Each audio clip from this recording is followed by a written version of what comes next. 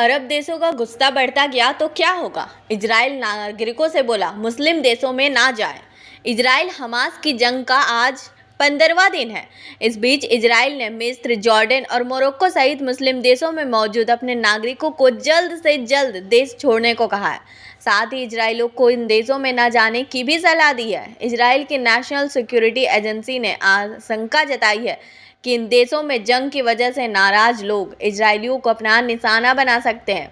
दूसरी तरफ हमास के हमले के बाद पहली बार इजिप्ट से गाजा के बीच की राफा क्रॉसिंग खुल चुकी है। इससे फिलिस्तीनियों को जरूरी सामान पहुंचाने का सिलसिला भी शुरू हो चुका। अब तक 20 ट्रक जरूरी सामान लेकर गाजा पहुंचे हैं। टाइम्स ऑफ इजराइल के मुताबिक राफा बॉर्डर को पार करके करीब 200 ट्रक 3000 टन के सामान के साथ गाजा की सीमा में दाखिल हो चुके हैं। इस दौरान उम्मीद जताई जा रही है कि विदेशी नागरिक गाजा छोड़कर इजिप्ट जाएंगे। वहीं गाजा शहर के अल क़द्स अस्पताल को खाली करने के आदेश दिए हैं। अल जजीरा की रिपोर्ट के मुताबिक अस्पताल और आसपास के इलाके में 1000 से ज़्यादा लोग मौजूद हैं। अस्पताल के प्रशासन ने इसे खाली करने से इनकार कर दिया। यहाँ इजरायली हमलों में बेघर हुए करीब 12,000 लोग रह रहे हैं। हमास ने कतर की मध्यस्थता के बाद शुक्रवार रात 2 बजे अमेरिकी नागरिकों को रिहा कर दिया। ये दोनों माँ बेटी जुडिथ और नताली है। जंग शुरू होने के बाद यह पहला मौका है जब किसी बंधक को छोड़ा गया है। हालांकि 200 लोग अब भी हमास के कब्जे में हैं। हमास ने दोनों महिलाओं को रेड क्रॉस को सौंपा। इसके बाद रेड क्रॉस ने इन्हें इजराइल के हवाले कर दिया। हालांकि गाजा में बमबारी जारी है। वहीं मिस्र के राष्ट्रपति अब्देल फतेह अल सीसी के नेतृत्व में जंग रुकवाने के लिए एक सम्मेलन किया जा रहा है, लेकिन काहिरा में हो रहे समिट में हमास और इजराइल का कोई प्रतिनिधि शामिल नहीं है।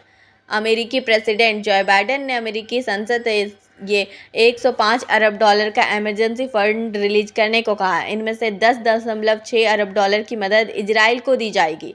इसके अलावा 61.4 अरब डॉलर यूक्रेन को हथियार और दूसरी जरूरी सामान खरीदने के लिए दिए जाएंगे। उधर इजराइल पर हमास और हिजबुल्लाह के बाद यमन के हूती विद्रोही भी हमले करने वाले।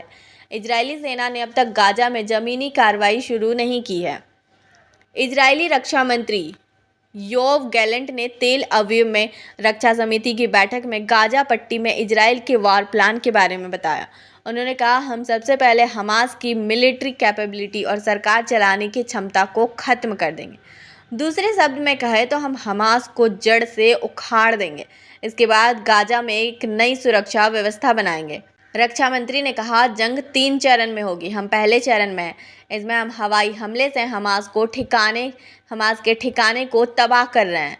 जल्द ज़मीनी हमला करेंगे, पूरी तरह से उनका इंफ्रास्ट्रक्चर तबाह कर देंगे। दूसरे चरण से सैनिक छोटे छोटे ऑपरेशन जारी रखते हुए हमास के सीक्रेट एजेंट्स को भी खत्म कर देंगे। इसके बाद तीसरे चरण में गाजा में नई सुरक्षा व्यवस्था बनाएं। इसमें इजराइल का कोई रोल नहीं होगा।